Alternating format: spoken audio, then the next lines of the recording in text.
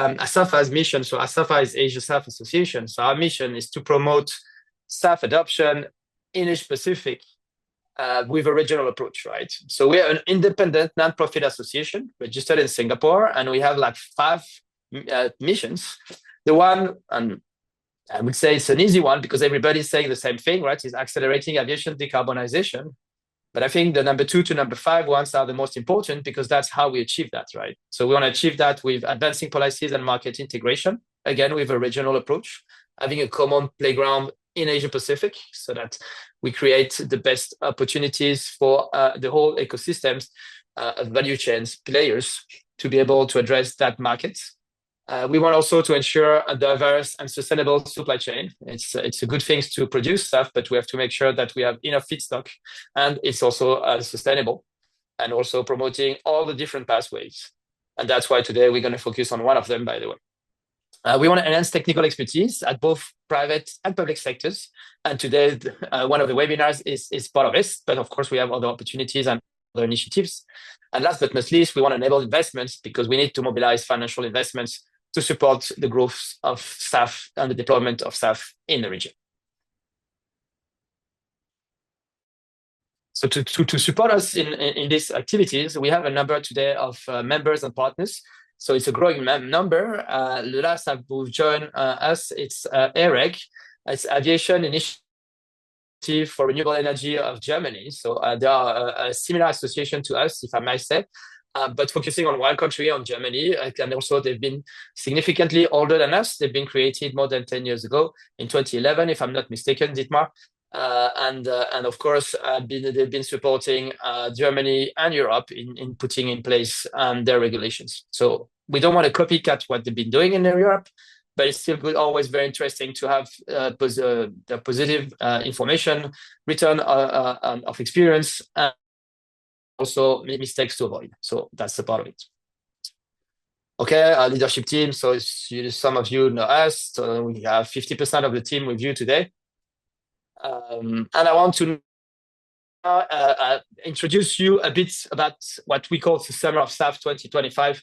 And this is about our activities for ASAFA and what's going to happen in the next coming months. So the first one to come, it will be our Policy Innovation and Policy Summit.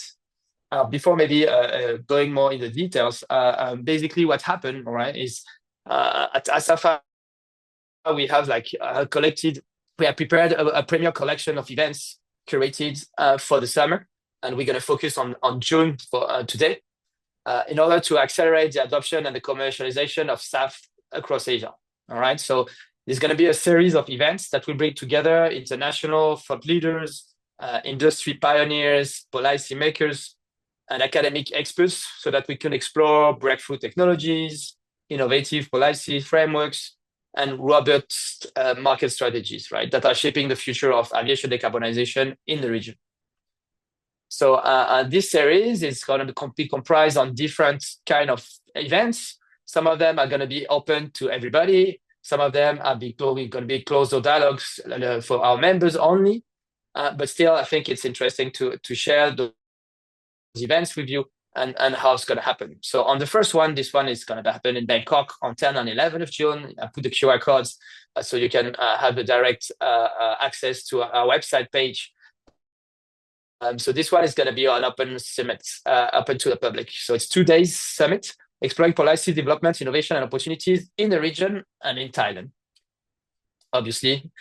So that's going to be the first one, and we are organizing the Federation of Thai Industries. So gathering most of the companies, of the Thai companies. So we expect a big attendance from both the Thai ecosystem, including governments, but also from international players, our members included.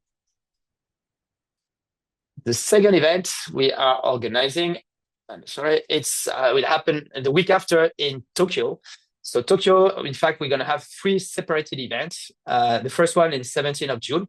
And this one is going to be a roundtable dialogue. So this one is going to be a closed dialogue with Bloomberg and EF, where we're going to involve and discuss with key stakeholders from both Japan and Korea, our members, and a few local companies.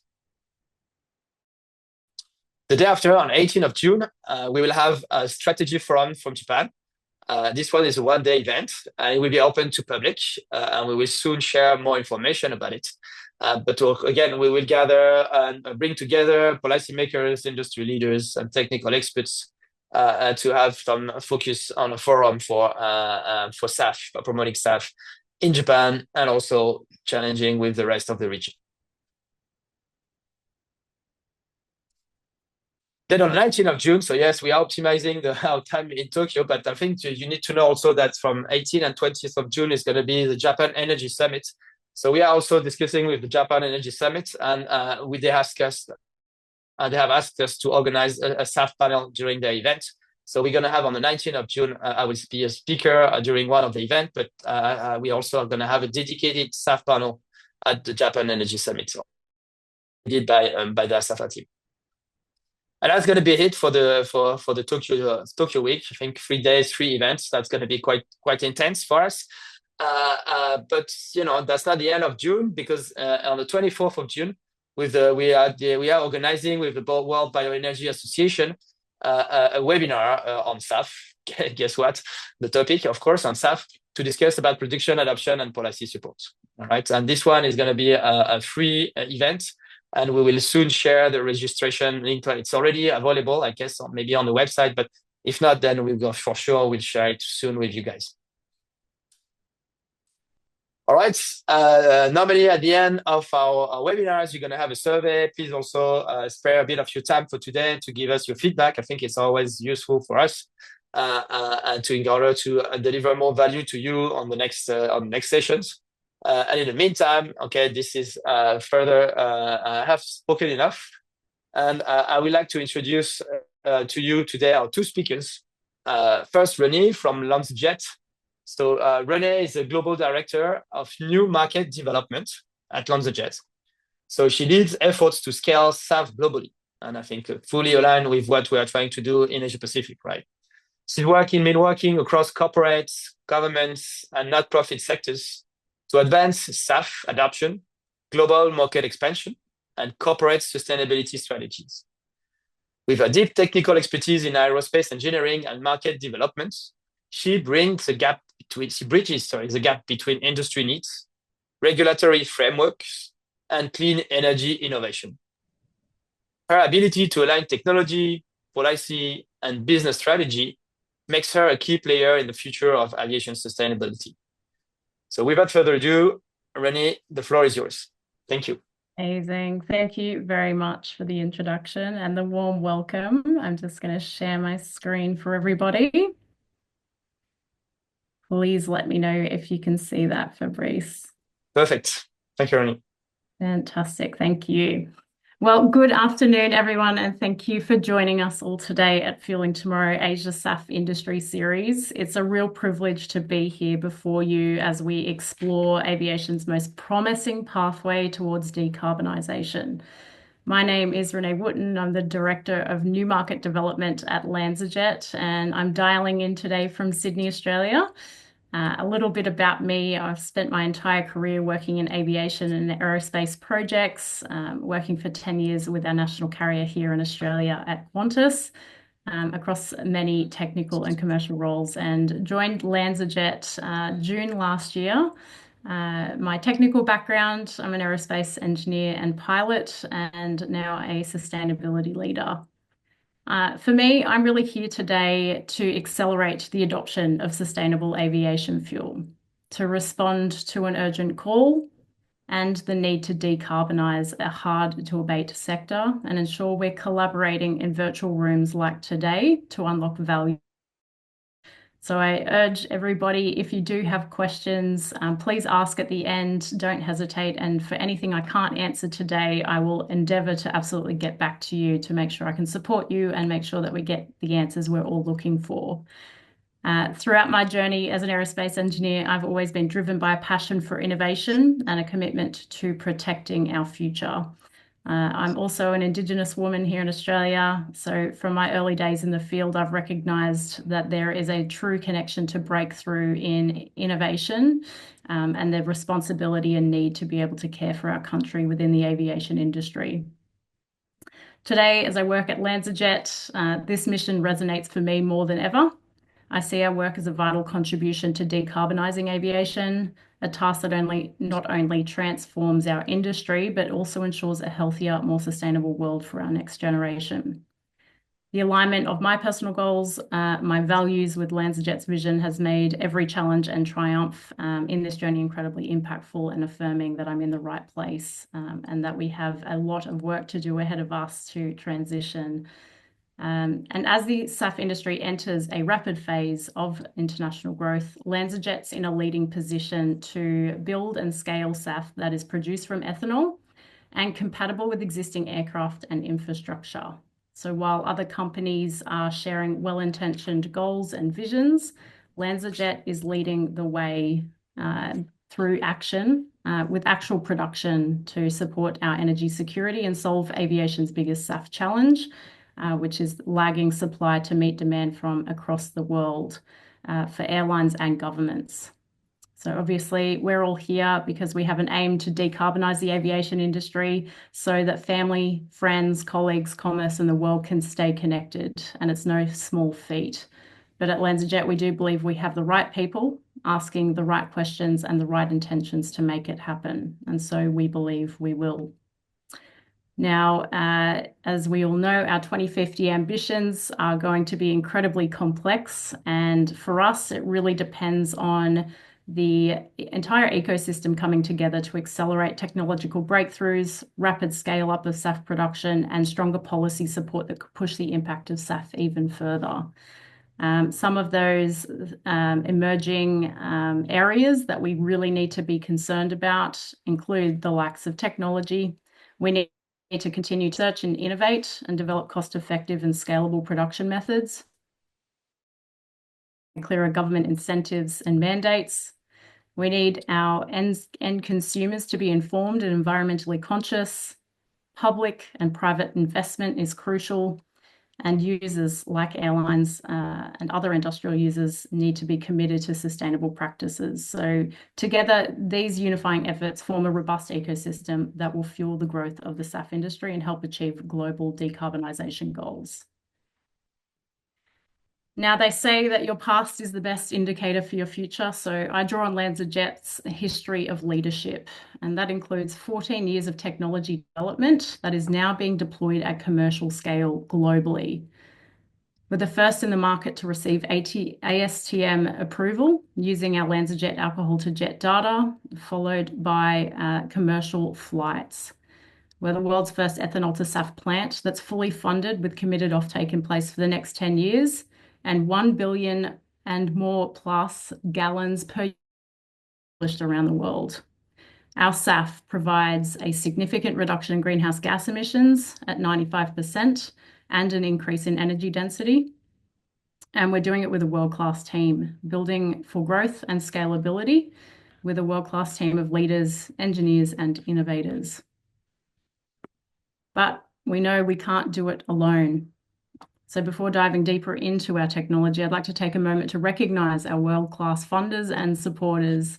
So building, sustaining, and scaling an industry truly requires partnership at all levels. And LanzaJet would not be in this position without the contributions of 13 of our major equity holders who represent the breadth of the SAF value chain, including airlines, oil majors, technology players, aerospace manufacturers, and financiers. In 2020, LanzaJet was founded as a new company by LanzaTech, Suncor, and Mitsui, with additional investment from the US Department of Energy and All Nippon Airways. In 2021, Shell and British Airways joined as investors, and in 2022, LanzaJet received $100 million in combined funding from Microsoft's Innovation Fund and the Bill Gates Breakthrough Energy, and secured offtake agreements with ANA and British Airways.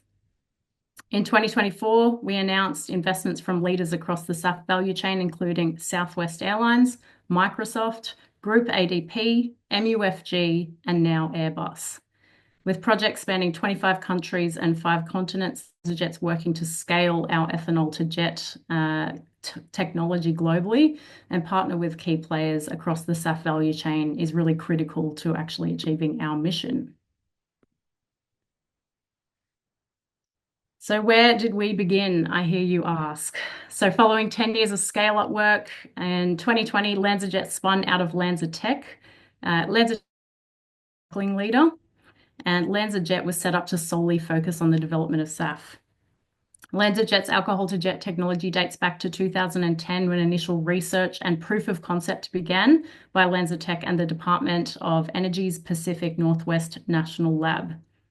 And using our LanzaTech data from our pilot plant, we achieved ASTM certification for ethanol-based SAF as a pathway in 2018. We held our first transatlantic and trans-Pacific flights in 2018 and 19 respectively with Virgin Atlantic, Boeing and ANA.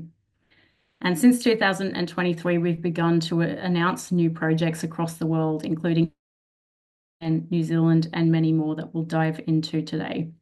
In 2024, we're the first company in the world to construct a commercial scale demonstration alcohol-to-jet SAF facility, our LanzaJet Freedom Pine Fuels. Now, LanzaJet's headquartered in the USA with Chicago as our metro head office, and Freedom Pine Fuels is located in Georgia, Soperton. Now a bit on our technology. So LanzaJet's ethanol to SAF technology makes it the most adaptable pathway on the market thanks to the flexibility of our feedstocks. So the process can use ethanol based on being able to accept the widest variety of feedstock sources. And the integration of all four of our units from dehydration, oligomerization, hydrogenation, and fractionation also represent a first-of-a-kind deployment at commercial scale. LanzaJet's technology is highly selective, yet it's also efficient and flexible, allowing for optimization toward renewable diesel output without any changes in equipment, catalyst, or capital. So it gives us maximum operationally to adjust based on evolving market needs. So for example, our technology can shift from a 90% SAF and 10% renewable diesel split all the way to 75% renewable diesel and up to 25% sustainable aviation fuel. And while SAF is LanzaJet's primary focus, the technology produces diesel, which is obviously another route to move away from conventional fuels for road transport, the heavy industry, maritime, and backup energy systems. Now, I mentioned the feedstock versatility. Currently, the ethanol to SAF pathway is synonymous with sugar and carbohydrate feedstocks, such as waste and byproducts associated with the likes of corn and sugarcane and sorghum production. So these feedstocks will continue to play a crucial role in our production.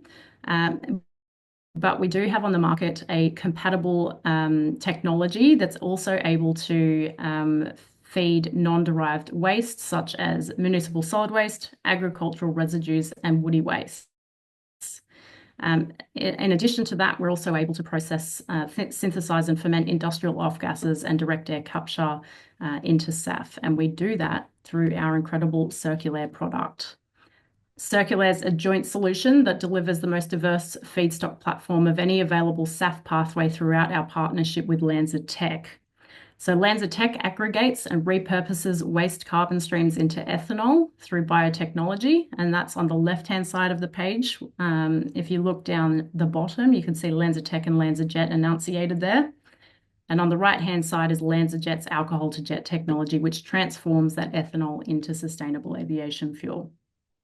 So the versatility of the feedstocks being on the left-hand side there, everything from agricultural waste, restorative energy and intermediate crops, municipal solid waste, waste off-gases, renewable power, CO2, and direct air capture.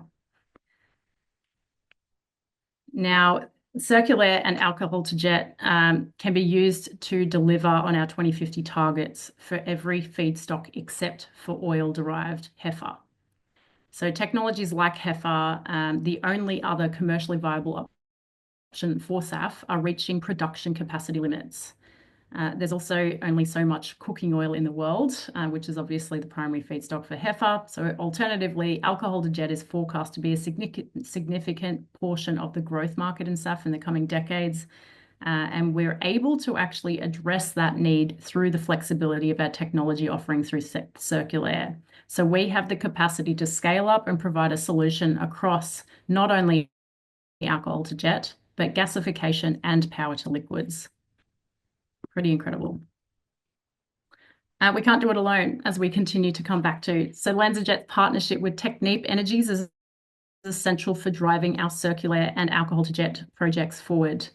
So by combining LanzaJet's innovative waste carbon conversion technology with Technip's expertise in process engineering and project execution, we're accelerating the development and scalability of SAF. So this collaboration not only enhances the efficiency and reliability of our projects, but also plays a crucial role in the production of SAF at our Freedom Pine facility in Georgia, Soperton. So located down south, as you can see there in the US, LanzaJet's Freedom Pine Fuel represents the most promising SAF production development. It's in commercial scale. It's a demonstration plant. The facility will annually produce about 10 million gallons of sustainable aviation fuel and renewable diesel that meets global standards from low carbon and certified ethanol. At the moment, our Freedom Pines facility is mechanically complete and operational. And as typical for a commercial demonstration plant, we're learning a lot from Freedom Pines. Learnings that no one else in our industry has because it is a first-of-a-kind technology. The other incredible thing is this facility is fully funded with committed offtakes for all fuel produced over the next. The facility is also locked in its feedstock supply for the duration of these above agreements. So a pretty exciting announcement to be able to share with you. This is the facility being erected from December 2022 through to January last year. So we acquired the site, began development in December 2022 and very quickly propped up the incredible Freedom Pines Fuels facility. Now, our project base, in addition to Freedom Pines Fuels in the United States, we're working with partners across the world to accelerate and scale production of SAF. So you can see where we're now operating across the globe. I'd love to do a deep dive into some of these projects with you. So I might draw your attention to Australia first. So we've got two of our publicly available projects that we can share today. So LanzaJet's partnered with Jet Zero Australia to work towards the continent's first ethanol-based SAF facility in partnership with Queensland Government, Qantas and Airbus. And we've just signed our license and engineering agreement with Jet Zero Australia and making great progress. And the Wagner Sustainable Fuels Project leverages our circular technology. So that's our first circular project in Australia to produce 113 million litres of fuel per year based in Brisbane, Australia. So this project brings together industry leaders, including Boeing, LanzaTech, our technology partner, and the Queensland Government. Also unlocked and enabled through the ARENA funding provided by the Queensland Government. Next, the United Kingdom and New Zealand. So in the United Kingdom, LanzaJet's ethanol to SAF technology is using woody waste and agricultural residues to produce SAF for Project Speedbird. And this is a partnership joint venture with British Airways. And then in New Zealand, LanzaJet was selected by Air New Zealand with their federal government to undertake a study for domestic SAF production. And this is known as Project Parako. Next, as part of a joint venture in India, LanzaJet's working with India's largest oil company, Indian Oil Corporation, to develop India's first ethanol-based SAF plant with local feedstocks. In Japan, Cosmo Oil are utilizing our SAF technology, and they're intending to leverage the company's expertise in plant operations, fuel quality control, and logistics with Mitsui's capabilities in ethanol procurement to develop the project, which will establish a large-scale SAF production facility and create new business opportunities within the domestic Japan market. And as part of our work alongside Southwest Airlines, we're developing our largest plant yet using our alcohol-to-jet technology. So LanzaJet's already announced projects that will lead to more than 300 million gallons of annual SAF production capacity and is well on its way to producing 1 billion gallons of SAF by 2030 through its proprietary technology. All right, so there is growing momentum mandates. And this is a bit of a call out to the Asia Pacific region to say that we really need mandates, policies and incentives for a thriving SAF market, ensuring domestic energy independence, reducing reliance on foreign oil, but also unlocking the incredible potential that exists within the Asia-Pacific region around feedstock potential. We see international markets like China rapidly building their production facilities, but historically we've seen huge SAF momentum largely driven by UK, Europe, and the US. But now the Asia Pacific area is emerging as a key player in sustainable aviation fuel. In Australia, for instance, while the government has shown commendable collaboration over the past 18 months, current policies have yet to create sufficient incentives for SAF production. It's imperative for the Asia Pacific region to accelerate policy reform, harness our local feedstock opportunities, and secure its energy future by aligning with regional and global trends towards decarbonisation. Across the region, significant policy momentum is building, though, to advance sustainable fuels. We see in Japan, Singapore, and South Korea that they've already announced concrete mandates, with Japan setting a 10% SAF target by 2030 and offering robust incentives, including 50% capex support for A to J projects and production incentives. Thailand's the largest ethanol producer in the region and expected to introduce a modest 1% SAF mandate by 2026. Meanwhile, Australia has committed to significant funding for SAF projects, whilst also exploring further incentives and mandate options. Additionally, countries like Malaysia, Indonesia, and the Philippines are actively working on policy initiatives reinforcing a strong regional drive towards SAF solutions.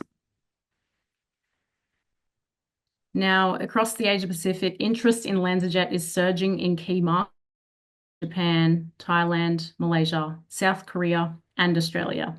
We're increasingly dedicating our time and resources to these regions as we see a clear appetite for SAF solutions. Our investors are also particularly excited. Mandates have been announced or signalled as regulatory demand provides certainty and de-risks projects. On the global stage, we're also witnessing significant momentum in the UK and European region, driven by similar policy measures and mandates that are setting the stage for transformative growth. Now, something that we want to share with the team today is some of our policy considerations. So drawing on our global experience and supporting policy development, which has been informed by extensive observations of what works and what doesn't in different markets, we believe that policies must be contextually appropriate and tailored to the unique needs of each country. So our policy preferences emphasize a balanced approach to both demand and supply side. So today I'm going to step through just a bit of context around what we've learnt to date across the demand side: incentives, mandates, having a level playing field, life cycle assessment, and feedstock restrictions. So the framework emphasises a balanced approach to both demand and supply in advancing sustainable aviation fuels. On the demand side, regulated mechanisms ensure market stability by obligating parties to purchase these fuels, which de-risks offtakes and attracts investment due to non-voluntary commitments. On the supply side, reducing production costs is key to lowering customer prices. And that's really exemplified in the UK's model that couples mandates with revenue mechanisms, the revenue certainty mechanism, and then mandates themselves, particularly those based on carbon intensity, like the California low carbon fuel. They're designed to incentivize producers to lower the carbon footprint of their fuels and appropriately value different levels of reduction.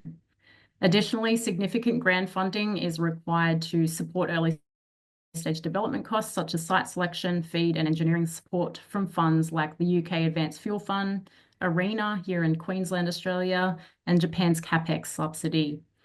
Establishing a level playing field is essential, given that conventional renewable diesel is easier and cheaper to produce. And SAF producers need targeted incentives to scale production. Furthermore, the life cycle analysis should be tailored to each country with relevant data, ensuring that renewable energy is leveraged through the power purchase agreements and renewable energy certificates, making sure they're properly integrated as a major lever to reduce carbon intensity.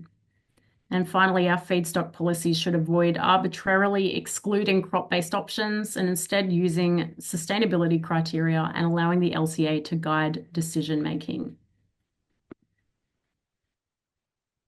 Now at SAFA, we're excited to collaborate and scale our groundbreaking solutions. LanzaJet is uniquely positioned, as I mentioned, with cutting edge technology, a huge reduction in greenhouse gas emissions with our SAF solution.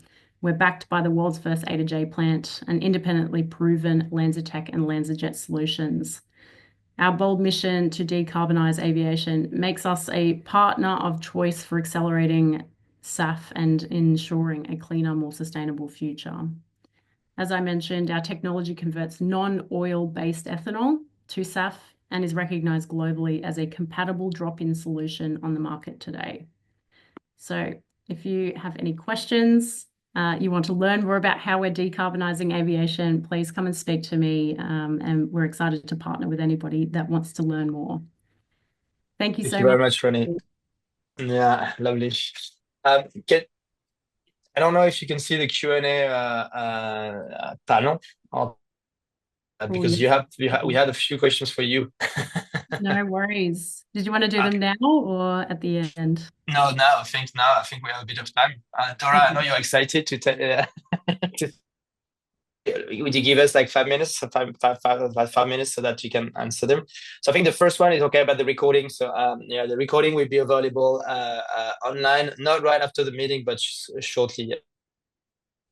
Now, what about the next question? So we have someone, anonymous attendee. What's the ideal first A to G plant capacity from LanzaJet view? So as I mentioned, I think just stepping through our projects, our typical supply is around the 30 million gallons per year, or 113 million liters per year. So that would be our ideal capacity, but we have the capacity to scale up 3 to 4 times that amount. Okay, thanks. Yeah, I think one of the challenges, of course, to go from gallons to tons to liters, right? Yes, Depending absolutely. from which side of the world you are. I mean, it's an Yes, well, exercise liters is anyway. used over here, gallons in the US. I think liters is in the Asia Pacific region too, or is it kiloliters? Oh, liters Kilotons. is okay. Yeah, liters and tons. Okay. Yeah. Yeah. All right, cool. Um, you have a question from Mads also, and a question from Sylvia. Yep. So can you up a bit more for how you make these projects attract financing and certainty for offtake, not least in light of voluntary SAF adoption in Australia at present? Um, so around financing and certainty of offtake, it's really project specific. We do our best to connect a lot of our project partners with investors that we've collaborated with. But certainly it's unique in approach and again depends on the risk of the project around whether it's or our circular project. And key to unlocking it is having really clear feedstock tenure and capacity to establish for years to come, and that tenure should reflect also the offtake agreement. So we need to see long-term feedstock capacity to deliver as well as long-term offtake agreements. And obviously the risk and the challenge around aligning those remains present for every project. So yeah, it's something that we have to kind of manage project to project. There's no one clear solution at this point in time.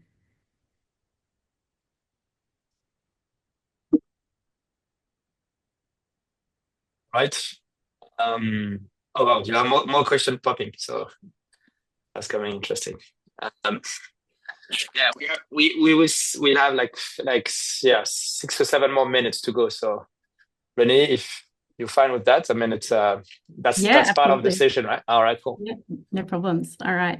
So the next one, to what extent the That, innovations in alcohol to mm, jet technology could bring the cost of production down?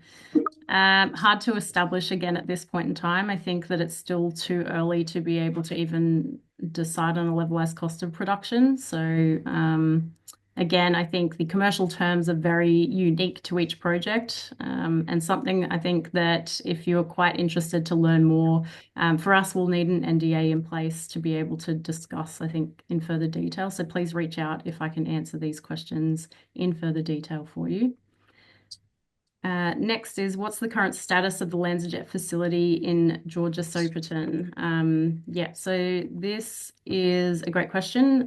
So for us, Freedom Pines Fuels achieved mechanical completion in May 2024 and began startup processes back in August after completing system commissioning. For right now, the plant is commercially deploying the first of a kind ethanol to ethylene technology from Technip Energies, and a first of a kind oligomerization technology. So integrating all 4 units also represents a first of a kind deployment at commercial scale challenge. So we've progressed through startup. The innovative technologies are performing well, but for us, as is typical, for a commercial demonstration plant, we're learning a lot, and learnings no one else in the industry has, and that's all we can really say at this point in time. All right, next one. Thank you for sharing. Could you share more about why the heifer pathway is reaching capacity? Is it limited because of used cooking oil feedstock? Yes, that's correct. So it's based on consumption essentially, and there's only so much used cooking oil available in the world. So that's where it caps out in the market. Can the price? I think just to add up to this one, I guess that all the perspective that have been doing and been done by all the experts worldwide are just showing that definitely we need different technologies and different pathways to come into play to be able to cope with the SAF demand to be net zero 2050. Yeah. Or some of the countries in the region, the net zero 2060. But anyway, we need an A to J as part of the main pathways to secure that. Yes, along with others like HEFA, of course, and P2L tomorrow. But yes. Yeah. Perfect. All right. Here you have a few questions on price. Yes, Stephen. So it is a sensitive topic, right? Yeah, of course. But I can answer this generally anyway. Can the price of SAF you produce be competitive with fossil jet fuel without subsidies? So the answer is no. But I think a narrative that isn't discussed widely is the amount of subsidies provided to prop up the fossil fuel industry. So that is an important, I guess, education piece or something to be aware of when we're talking about the price gap to SAF. And because, again, we're so early on, there's no established price for sustainable aviation fuel. So it's very much, again, very unique to each project and the terms that people agree to based on the risk profile of the technology. So obviously, as we see second round, third round projects come online at commercial scale, we have more I guess, data to support pricing. So it's far too early to establish that today, but the stats based on industry is at today, and that price gap is seen as 4 to 5 times the cost for sustainable aviation fuel. Yes, I think don't forget when you compare, because here when you compare, we're not comparing apple to apple, right? We compare apple to orange. Correct. Because with fossil fuel today, you are emitting the CO2, and today, we don't pay for the CO2 we're emitting, but more and more countries then asking the corporates to reduce their CO2 emission, and if not, then they're going to be penalized. So I think ultimately, and what we will see in the world, and again, I don't have a crystal ball, but I think that's really the direction we're going, is that you will need to compare fossil jet fuel with the top up of CO2 reduction, will it be carbon removal whatsoever, compared to SAF reaching 80-90%, and Renee, you were mentioning 90% of CI, right? So and that's and you need to compare. Ultimately, that's why we need to compare, and we will see that SAF price is not that expensive when we had these portions to jet fuel, right? But again, we're early stages. We have rooms to reduce the prices without taking that into account, but we need to keep that in mind as well, I believe. Yeah, agreed. Yeah, and to that point, so you will pay a premium on top of the price gap already for the lowest, for the better CI. So, yes. Next, how much time have we got, Fabrice? Time for we got 2 more minutes. 2 more minutes. Okay, next one. You're gonna, and again, if I don't get to your question today, please write through to my email. I'll leave that with Fabrice to share, or you can Exactly, connect yes. with me on LinkedIn, and I'll come back to you. And you can So share us, yeah. Okay, share the question with us and we will relay them to Renee, no problem. yeah, absolutely. Next, so will the proposed plants worldwide incorporate learnings from Freedom Pines, or would it be too late as the engineering design would have been completed? So absolutely, we will be sharing the learnings. And at the moment, our most advanced projects are visiting Freedom Pine Fuels and taking on those learnings as we speak. So highly collaborative, and we need to learn from the lessons we've made and learnt from Freedom Pine Fuels, and we very much partner with and want to provide those efficiencies to our partners. And time for the last one, perhaps, Yep. Yogesh. I'm working for ethanol production through captured industrial CO2. Can this low carbon ethanol conversion, hang on, can this low ethanol production through captured industrial CO2, can this low carbon ethanol conversion into SAF? I'm not sure I understand that one. I don't know, Fabrice, if you do. Sorry, Yogesh. I don't know. It seems like you guys believe that because it's a different process for the ethanol production, it doesn't come like from corn or from a Oh, renewable yes. or whatever. Then I think Yep. maybe it's okay. Will this ethanol produced differently will be eligible for with your technology, I guess. Yes, so it is. So through our circular product, we can take industrial off gases and direct air capture through renewable power, and process that. So yes, that's something that we do provide. Excellent. All right, so time for us to finish with you, Renee. Thank you very much. I mean, you see that the audience was excited, and we have a lot of more questions from Sylvia, from Yunling, from anonymous attendees. So, guys, ladies and gentlemen, don't hesitate. Okay, you contact Renee directly, or you contacted us, and we'll come back. We're gonna have other events anyway with Renee and LanzaJet. So happy to have you joining us. Will it be Bangkok, Tokyo, or wherever? Yeah, it's not the end of the story anyway. Thank you, Absolutely. Renee. Thanks, Fabrice. All right, so now I need to introduce our second speaker of the day, Dora. So Dora is the Director of Sustainability and External Relations for Marquis Energy Global. And you're responsible basically with this job of the long-term development and sustainability, establishing valuable connections with potential markets worldwide with advancing low carbon solution. I mean, worldwide, but of course, you're also focusing on Southeast Asia because you're based in the region, you're based in Singapore. So Marquis Energy Global continues to innovate in low carbon intensity bioethanol and feed with a vision to achieve net zero beyond. So with over 13 years in the petroleum industry, you joined us on the green side of the thing. No, I'm kidding. We need everybody again. Dora has played a pivotal role in major upstream projects worldwide. Her experience spans operations, technical leadership, strategic market development, bridging the gap between energy transition goals on one side and commercial viability. So you are mechanical engineering graduate and US Navy veteran, and you hope to contribute to a future where flight and low carbon energy solutions merge. I think that's something and I give you the floor, but that's something I love with what we're doing also, and the people we have presenting during our sessions is everybody is passionate, and I mean, and I've been whether you come from the aviation sector or you come from, but when you reach sustainability, it's a world of passionate people, and you can feel it, right? So okay, enough for me. Dora, the floor is yours. Fantastic. Thank you, Fabrice. Thank you, Renee. Let me try to share my screen quickly. How's that looking?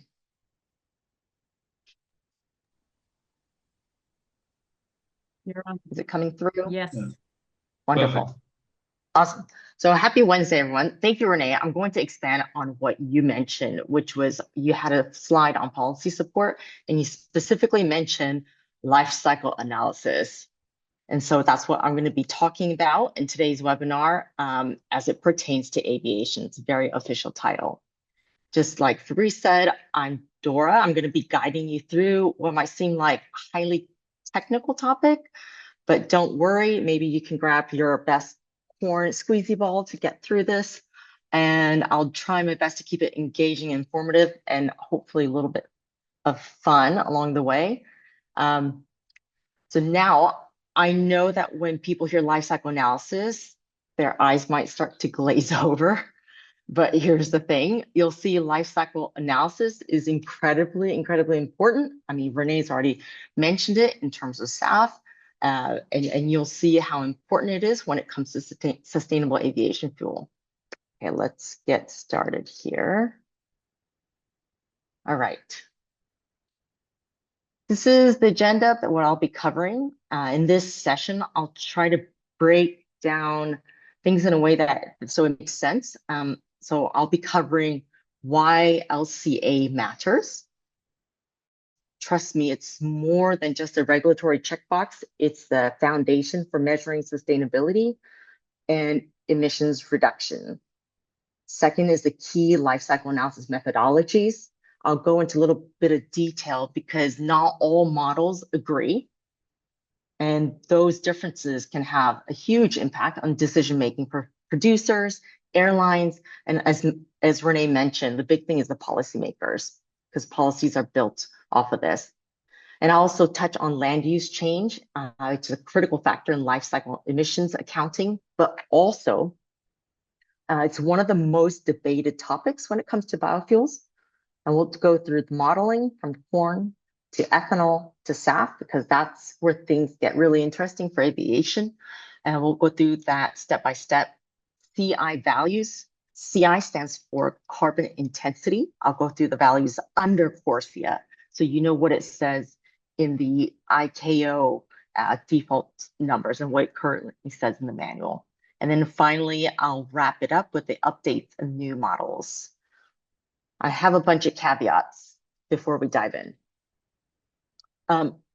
Let me be upfront. I'm not a PhD in life cycle analysis. What I'm sharing today, it comes from hands-on experience in the industry as bioethanol community lives and dies by first, because it's a sustainable product. And as a reminder, this presentation focuses on alcohol to jet pathway and specifically using US corn ethanol because that's our experience base.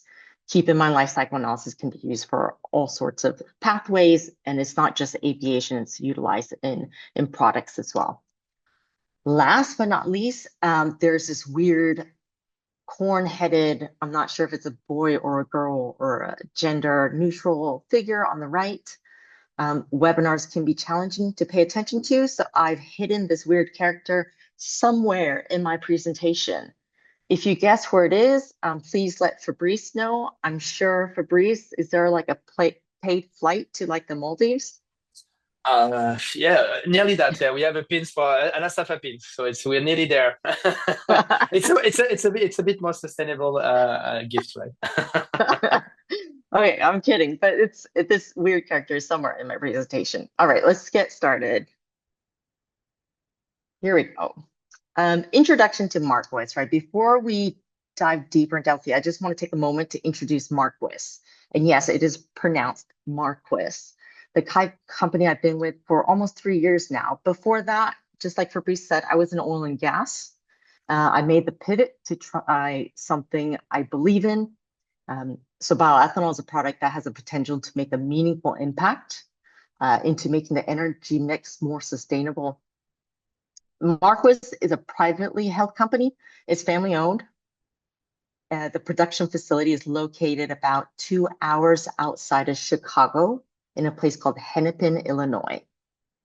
And when I say production facility, I mean it's the largest dry mill ethanol plant in North America.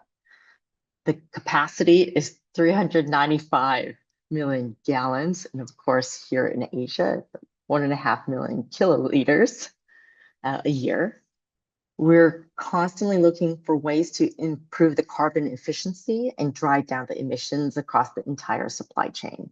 So when I say that, we have quite a few exciting projects on the horizon, and it includes bioenergy carbon capture and storage. That's called BECS for short. And then we've also got CO2 to ethanol that we have a partnership with LanzaJet that we're working on. More specifically, I work for Marquis Energy Global, located right here in Singapore. MEG for short was established in 2017, essentially to support the global reach. So we trade and we distribute low CI, low carbon intensity bioethanol globally, right here in Singapore. Most of our volumes currently go into the UK and the EU, where we see markets opening in this region as well. We have storage locations in Vietnam, South Korea, and we have sustainability certification from various bodies, and it includes Bonsucro, ISO, and ISCC EU and ISCC Plus, which means all of our volumes. Okay, so that's a quick intro on who we are. And let me get to the next slides on life cycle analysis and why it matters. Okay, why LCA? Why is it so critical when we talk about sustainable aviation fuel? At its core, life cycle analysis is a way to measure the total environmental impact of our product or process, essentially from the start to finish. The official definition is from CTAC in '93, and it describes LCA as a process to evaluate environmental burdens by identifying and quantifying energy and material use, assessing the impact, and implementing improvements. Okay, so in simpler terms, it's a way of asking, what's the real environmental cost of this fuel or of this product? So not just at the point where it's burned in an aircraft engine, but all the way from the raw materials, all the way through production, transportation, how it got there, and finally, how much carbon dioxide and other GHGs does it emit. So if you look at the quick diagram, it shows the life cycle of a fuel from the moment that we grow the feedstock, in our case, grow the feedstock, and through production, distribution, use, and finally emissions. At every stage, there are inputs and outputs and emissions that contribute to the fuel's overall carbon intensity. Again, CI for short.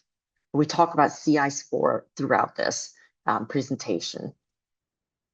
I'll go deeper into this flow later on in this presentation, and I have a quote here that says, "You can't manage what you can't measure." So what LCA does is it provides us with a way to measure that environmental impact. On the bottom, you can see a timeline. So LCA has been around for a little while. Just going through the history, it started back in 1969. Coca-Cola conducted the first LCA study. It wasn't on fuels, but it was actually on the packaging materials to compare the environmental impacts of the glass bottles versus the plastic. Oddly enough, that study, the glass bottles had the highest impact due to an energy.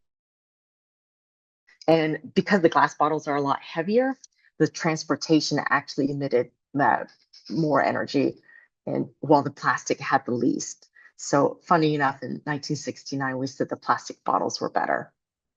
By 1979, CTAC, which stands for Society of Environmental Toxicology and Chemistry, was founded, which helped bring a bit of structure to life cycle analysis to this field.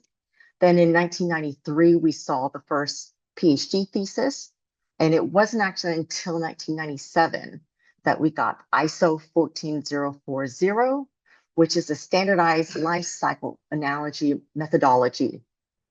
It's used globally, and it provides a framework, and we still use it today. So the ISO states that there needs to be transparency and scientific rigor to LCA studies. So fast forward, why does all this matter, right, to aviation? Because aviation is one of the hardest to decarbonize sectors, and life cycle analysis is how you prove that SAF is actually going to reduce emissions. And for aviation, the International Civil Aviation Organization, ICAO, formally adopted CORSIA to reduce emissions in 2016. So, and then it wasn't until 2018, so not too far back, that sustainability criteria for SAF was finally established. Okay, now that we've covered the basis for life cycle analysis and the history, let's take a look at the key differences in the various methodologies and how they compare.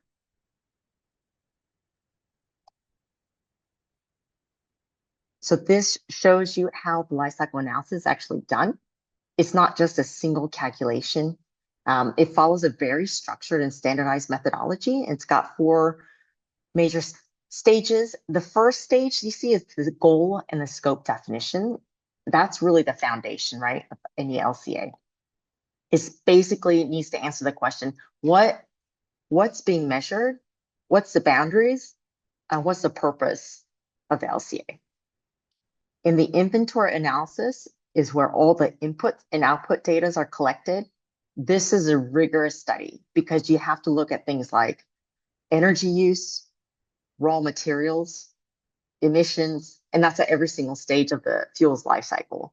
This is where you also figure out how much carbon dioxide, methane, nitrous oxide are being emitted, and what are the emissions from feedstock cultivation, processing, transportation. Once we have the inventory, then we translate that data into actual environmental impacts. So some of the key metrics that are being used is the global warming potential, GWP. That's expressed in carbon dioxide equivalent. So you'll see CO2e, and that's for equivalent because it probably accounts for other GHGs. And then other metrics that it's being used is acidification. That's impact on the air and water quality, and eutrophication, which is how it affects the ecosystem. Direct application and interpretation happens at the very end, where the results get used for the actual decision making. Okay, we've gone through the basic framework of LCA now. Hopefully you guys are still with me. We're going to talk about the different methodologies. This is the methodology used for assessing renewable fuels, particularly in transportation and aviation. Not all LCA models are the same. And as you'll see, the results can be significantly varied depending on which framework is being used. So here I've compared 3 different models. These 3 different models, the first one is GREET, which stands for Greenhouse Gases, Regulated Emissions and Energy Use and Technology. This was actually developed by the Argonne National Lab in 1995 by the US Department of Energy Research Center. GREET is more granular and it's quite detailed than the other LCA models, and it's the most widely used model in the US. And when I say detailed, it tracks over 100 fuel pathways, and it accounts for regional variations in terms of feedstock, transportation, refining. It's got tons of data in that model. So the key features that I want to point out is, one, it uses system expansion with displacement method. You're like, okay, what is that? It means it accounts for co-products credits like DDGs from ethanol production. When you produce bioethanol, you also produce animal feed. So the starch becomes the fuel and the protein becomes animal feed. And so what this simply means is it gives you credit. It allocates some of that CI onto that feed. It also allows for CCS, which is carbon capture and sequestration. If you're taking that carbon dioxide and sequestering it, it will lower your CI value. It also calculates land use change, and then it's updated annually. So it's got the most recent data and the modeling improvements very, very regularly. The second methodology is RED, R-E-D, which stands for Renewable Energy Directive, which is introduced by the EU in 2009. It's gone through several iterations. With RED 2 was released in 2018 and RED 3 in 2022, with criteria for qualifying becoming more and more stringent with each iteration. So what's some of the key features here? Interestingly enough, RED does not use indirect land use models, which is unlike GREET and CORSIA. However, they just outright ban biofuels that's linked to deforestation risks. An example of this is palm. You cannot under RED. So co-products are also treated differently as they use energy allocation instead of the system expansion method. And then CCS, which is carbon capture and sequestration, is only accepted if that is happening within the EU boundaries, the physical boundaries. And then biofuel producers must also prove that there's no land conversion since 2008. So for aviation, RD actually governs biofuels used in the EU, including those for aviation under Refuel EU. Okay, now CORSIA, that's what applies to aviation. CORSIA has its own life cycle analysis framework and for measuring the carbon intensity for fuels, but it's different from GREET and R&D in some ways. So some of the key ways is it uses energy allocation instead of system expansion. And just like RED, CORSIA does not credit for co-products like DDGs in bioethanol production, which keeps the CI score for bioethanol higher for ethanol-based sustainable aviation fuel. Also, it does not recognize CCS, although I am hearing this is going to be updated. So CORSIA's ILUC modeling relies on a model called GTAP Bio, which is a data set from 2011. And they also use Globiome, which meaning it does not reflect more recent agriculture efficiency improvements. I'm going to dive into that a little bit more in the next slide. So why does this comparison matter? Each of these methodology leads to very different carbon intensity values, even for the exact same fuel, even for the exact same molecule. For example, a biofuel that qualifies as low carbon under GREET might have higher CI scores under CORSIA. And that's due to the differences in how they model the ILUC score or treat the co-products. This is why it's so important for industry stakeholders to understand which methodology is being used and what does it mean for alcohol-to-jet fuel. For ethanol-based SAF, particularly alcohol-to-jet, these differences matter because they determine whether the fuel qualifies or not. If we want ATJ to be widely adopted, we need to ensure that life cycle analysis models are fair, updated, and that they reflect real world improvements in ethanol production and carbon capture. Okay, now that we've covered the differences, let's move on to one of the most debated topics in LCA, which is land use change and how it impacts carbon intensity scores. Like I just mentioned, this is one of the most debated factors in life cycle analysis, especially when it comes to biofuels and SAF. First, I do want to address what's what LUC, which is an ILUC. LUC stands for land use change, and it is different from indirect land use change. Land use change refers to the direct conversion of land. An example of this is if a forest or a grassland is essentially cleared to grow biofuel crops. So now what's indirect land use change, which is shortly known as ILUC, it is a modeled effect. It's not something we can directly measure. It estimates how increased demand for biofuel crops might push food production into new land somewhere else, which could cause deforestation or land conversion indirectly.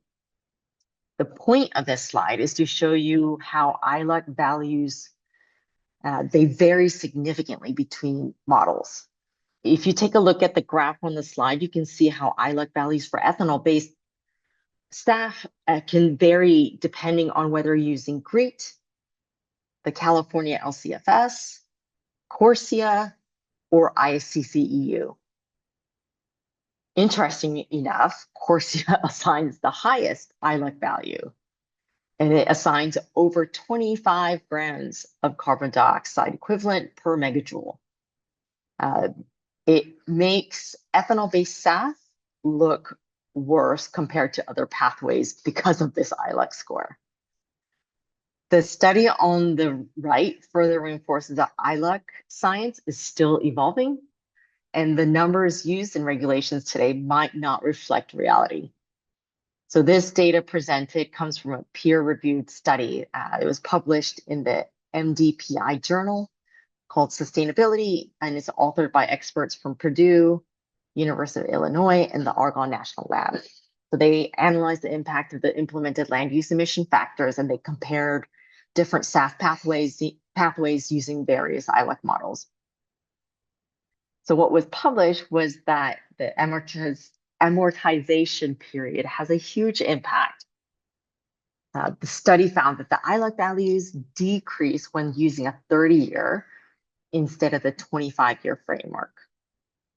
This is critical because the different LCA models use different amortization periods. It was also stated that CORSIA's ILUC model is outdated. CORSIA's ILUC estimates are based on the GTAP bio data, and I mentioned it was from 2011, and they don't reflect modern agriculture efficiencies and improvements. If CORSIA updated its model, ethanol-based SAF would receive scores and be a lot more competitive in terms of life cycle analysis scores. Which brings me to my next slide. So what are some of the updates happening? Let's take a look at one of the most recent updates to ILUC modeling.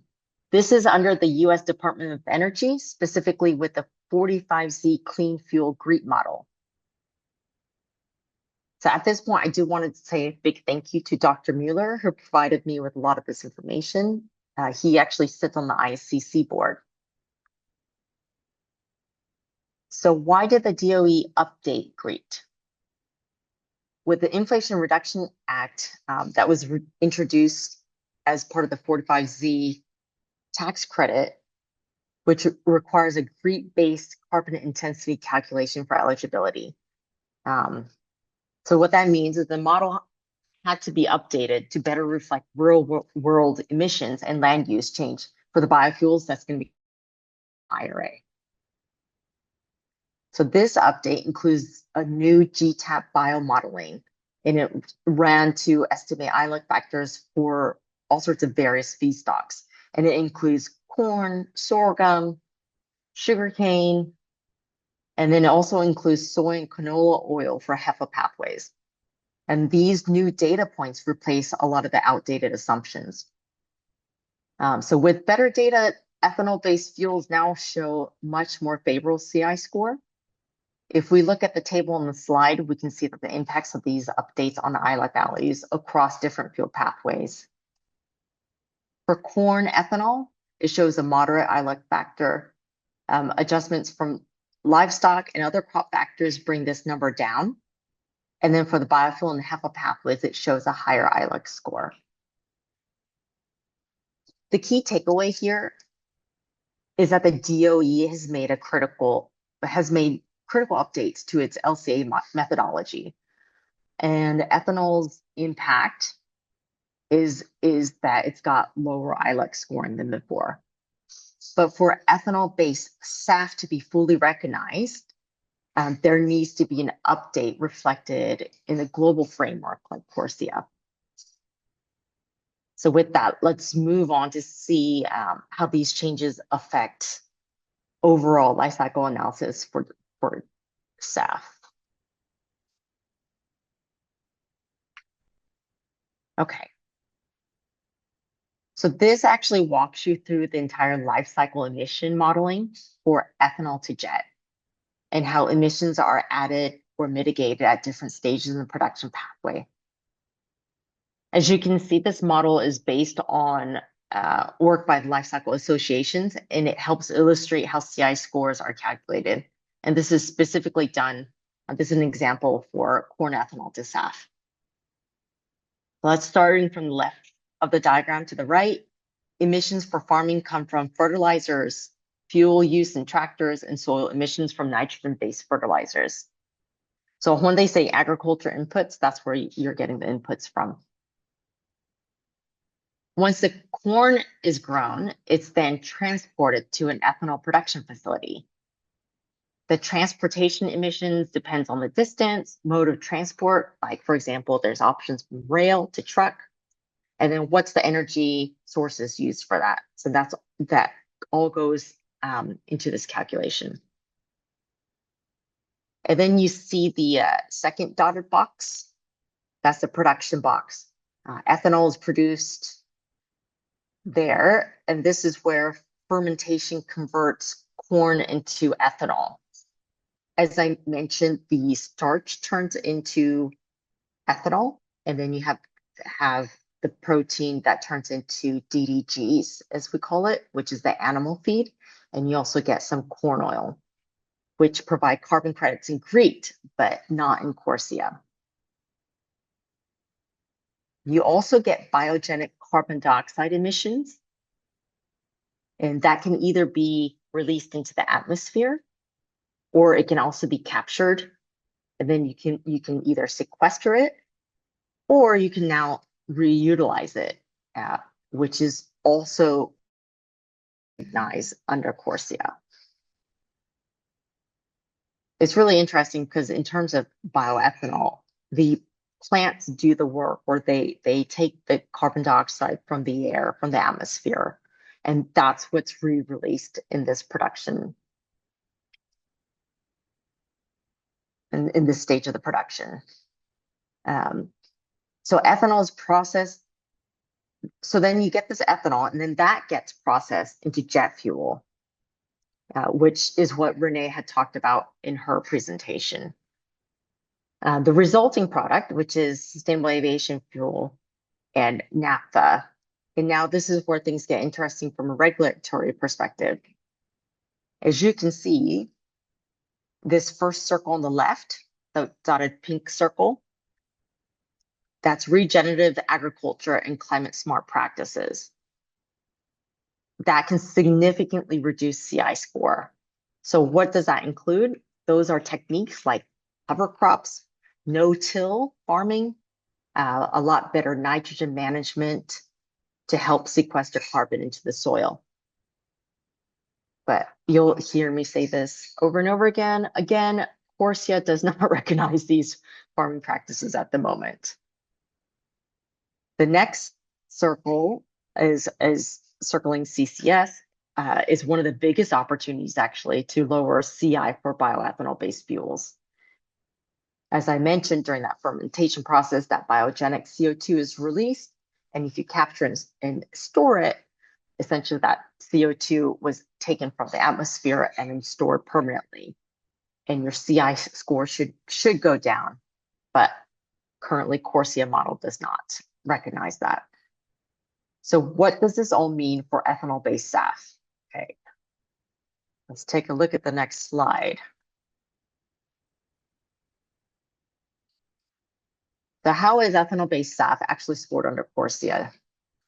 This is the default value under Corsia. These numbers come from the October 2024 ICAO document, which includes the default life cycle emission values for Corsia eligible fuels.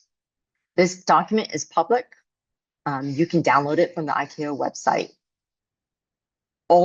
Each SAF pathway has its own table, so make sure you find the right table, and each feedstock under the pathway is assigned a default value for carbon intensity. One of the biggest things to understand is that these default values are intentionally conservative.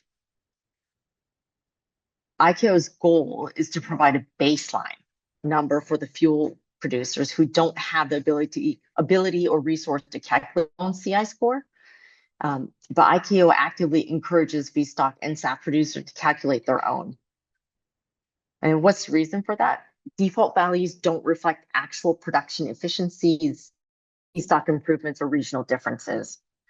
So if we look at the graph on the slide, we can see how different default values are assigned to each feedstock pathway. So the CORSIA default tables, they actually have two separate numbers, the core LCA score, and then you also have the ILUC value.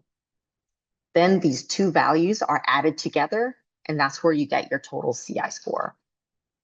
The fossil jet fuel, it's assigned a CI value of 89 grams of CO2 per megajoule. That serves as the baseline comparison for all of the SAF pathways. So for example, let's take a look at corn grain ATJ, global versus US. On the global side, this total CI, you have to take the 65 grams plus the ILUC of 34.9 grams, and that gives you your total.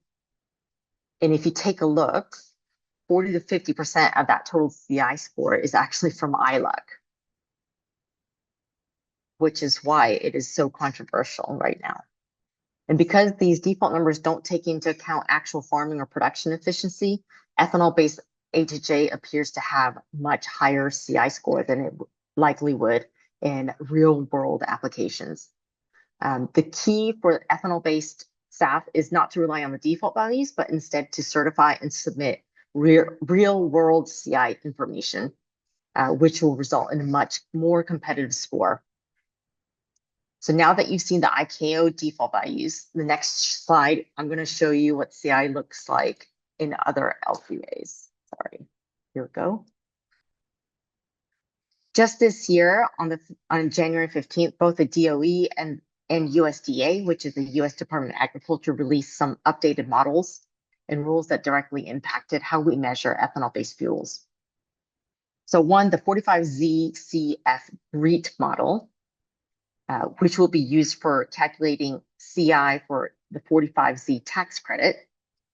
And two, the USDA's Climate Smart Agriculture, it's CSA for short, guidelines it outlines the sustainable farming practices that can help lower that CI score. It released updated rules that are directly relevant to ethanol-based SAF. So what does this actually look like in numbers? The table on the slide shows the SAF CI calculation using that GREET model, comparing the standard corn ethanol to SAF versus corn ethanol to SAF with the CSA practices. If you use just a standard ethanol to SAF, you'll see around the 59 grams of CO2 per megajoule score compared to the right, which is using the climate smart ag practices. It lowers it to 39.4 grams of CO2 per megajoule. Just by incorporating climate smart agriculture practices, as I mentioned, like cover crops, no tilling, and nitrogen, total CI score drops by nearly 20 grams of CO2 equivalent per megajoule. Significant reduction. So if we look at where emissions come from along the life cycle, we can see the biggest reductions happen in the feedstock category, which shows that how you farm is significantly important to the environment, which means a significant difference in the CI score. The more efficient low carbon farming practices we use, the lower the overall CI for the ethanol-based SAF. The 45ZCF GREET model is a major step forward for us because it recognizes the carbon benefits of climate smart agriculture. If international players like CORSIA and RAD were updated to reflect these advancements, ethanol-based SAF would be more competitive on the global stage. But however, this is not to say that these other models are already working on these updates. Okay, bear with me. I'm almost at the end here. In summary, right? Today, so let's take a step back, take a look at the key takeaways. First, default CI scores should not be seen as the final number. They are the worst case scenario, and the landscape is already evolving. Second of all, ICAO encourages producers to calculate their own CI scores. So use your real world data rather than relying on the default. So CORSIA's methodologies are not set in stones. There are significant updates that are coming. Some of the things I mentioned, they're already impacting how CORSIA is going to update their defaults and their methodology. So just stay updated. With ongoing improvements in ILUC modeling, CCS recognition, and sustainability metrics, we do expect future LCA frameworks to become more reflective of actual industry advancements. One of the biggest trends that we're seeing is that the carbon intensity of US corn ethanol continues to drop. And the chart on the right shows the impact of the precision fertilizer, soil organic carbon, and CCS, all of which help reduce CI over time towards negative CI scores. If these reductions are properly accounted for in global policy, SAF is a game changer in decarbonization. Could you imagine if your SAF was a net zero or negative score? You're essentially, every time you fly, you'll be taking carbon dioxide out of the atmosphere. Finally, we talked about how ILUC science is evolving, and our understanding of land use impacts is improving. So stay tuned. Okay, I'm finally wrapping it up. I know LCA can be technical, but as you can see, it's an extremely exciting space that's evolving very, very rapidly. For Southeast Asia, I'd love to see more collaboration with GREET so that more accurate regional specific incorporated into these models. Right now, if we look at the ICAO default numbers, there's actually no specific line item for Singapore or for Southeast Asia. Instead, our numbers are all grouped into the global category. So I think there's a lot more that can be done in terms of collaboration. With that, I want to give you guys a big thank you for attending, and thank you to ASAFA for organizing these educational webinars. I'm looking forward to hearing about more from these webinars, and then feel free to reach out. This is my contact information here. Thank you very much, Dora. I pass it to you, Fabrice. Thank you so much. Yeah, very interesting, very dense presentation. I think it's we need to swallow it and we need to think about it. We have 4 more minutes for questions. Would that be okay for you to look at the questions? And I'm of course can be there also to help if needed. Because some of the questions are definitely linked to your presentation. Some of them are a bit more wider. But yeah, the first one is going to be will come from Steve. This one, the technology to make ethanol able to process multiple types of feedstock in the same plant. No. Oh yeah, you can do that. But I think that the one from Sylvia was more for Renee, to be honest. Okay. In Europe, we have a direct that specifies SAF from yes, correct.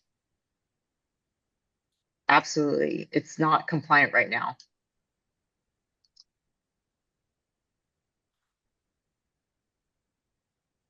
Well, this seems to be a LanzaJet question. I'll answer that one offline, Dora. Okay. But yes, can we change those rules? I would love for the rules to be changed, because I think you can see, like, you can be sustainable. The life cycle analysis model is very rigorous, where if you're chopping down forests, like it's going to be reflective in the model. So yeah, this is no bueno, and no bueno for pricing in Europe if you have to buy SAF. Okay, next one. Love the details. Oh, awesome. Yay, thank you. What's the biggest driver in reduction ILUC scores? Oh, yeah, it's the fact that they're using more recent data. So the 2011 GTAP bio, right? Well, ended up, it's a prediction model. So the prediction did not happen. And so that means and so when they updated it, it reduced the ILEC score. But then Corsia is interesting. They don't use just T-type bio, right? They actually use an average score. And so they can get two different models or two various ILEC scoring, and they just take an average. So this is why it is such. The scientists themselves don't agree on how this should be reflected. If you look at any other models, like let's say maritime, right? They actually take ILEC and they think of it more of a risk category, and it's actually not a number in the LCA. It's not the carbon intensity scoring. It's more of a risk number because it's not an it is more of an economic modeling. Okay, next. Sorry, just stop me if I need to stop. What is the risk? The various standards as projects. Yeah, this is tough. This is so tough. If you are investing in SAF, how are you supposed to keep up with the updates and with all these LCA? Because, and I think this is why I wanted to do this presentation, because there's a lot happening in this space. And I want investors, I want people that are thinking about producing SAF to be aware that the rules are going to change. Yeah, there's risk that Corsia is going to change. If you look at the default numbers, it looks like ethanol to jet might be really high in terms of SAF. However, if you look at the real scores, it's going to be extremely competitive. So I guess my 2 cents would be to go talk to industry. For airlines, what is the go to LC? For airlines, it's Corsia. Corsia. Yeah, it's Corsia, and I think I mean it's linked to the previous questions. It's ultimately we need to simplify everything around SAF, right? I mean, complexity is not going to help us, and that's why SAFA, I mean, we're trying to have that regional approach, but I think that's really what we need. I mean, multiplying the different models, the different certification processes, and it's not helping at all. Yep, not helping at all. That's why I would love to see a little bit more of a harmonization. I think there's a lot of people that's working in the fuel task group under ICAO to try to get a little bit of harmonization between a lot of these various models. What would be the reason for using corn ethanol for it when sugarcane ethanol effectively provides approximately half the LCA? Again, it matters. I don't care what you use, but look at the actual LCA scores. My point. If you're growing sugarcane sustainable, extremely low CI score. But what our experience base is, our production facility is on corn ethanol. So that's what I used as mainly the examples here. And I think another part of the answer also might be like, okay, do you have enough sugarcane feedstock to produce enough ethanol for all the SAF that we require? And I think the issue is back to feedstock scarcity, and that's why we need to develop different feedstock and different pathways as well, right? But I think if we had one feedstock that was enough to produce like 90% or 95% CI SAF, and it will be sufficient, then we won't bother anyway. We will focus on that technology. But the issue is the feedstock scarcity, and that's why we need to look. We're looking at different options, different type of feedstocks. And I think what people don't realize is U.S. produces corn ethanol, and the reason why is corn grows really well in the U.S. Like naturally, the climate is right, the soil is right. That's what grows there, and so the farmers produce ethanol from it. So it supports the community, the farming community. We also get feed from it, and that's where you don't get from sugarcane. Is we have a lot of livestock in the U.S., and that feed comes from bioethanol plants. And a lot of people don't realize that it's not just one product. Brazil has a lot of sugarcane ethanol. However, their corn is also increasing for the same issue. They use the DDGs for their livestock. So, and then, like I said, if you grow sugarcane unsustainably, you're going to get a higher CI score than a corn ethanol that's farmed sustainably. So you really, really have to look at the specific feedstock and the traceability of where it's coming from. Right, so we're gonna have to stop here. I think we're 3 minutes beyond schedule. So I think for the remaining questions, happy again. Please don't hesitate to come back to us. I mean, we are looking also at LCA. We are discussing with India, and I think that's going to be part of our members and part of ASAFA's future as well. I want to thank Renee and Dora. Thank you very much for your contribution. Very interesting. I learned a lot. I'm happy I'm still learning, right? I think that's part of it. And to everybody, I mean, we look forward to the next webinar and the next events. Please stay in touch. You have our website, you have also our LinkedIn, and yeah, a lot of exciting news ahead of us with ASAFA and our members like LanzaJet and Marquis Energy Global. Okay, bye-bye. Thank you, everybody.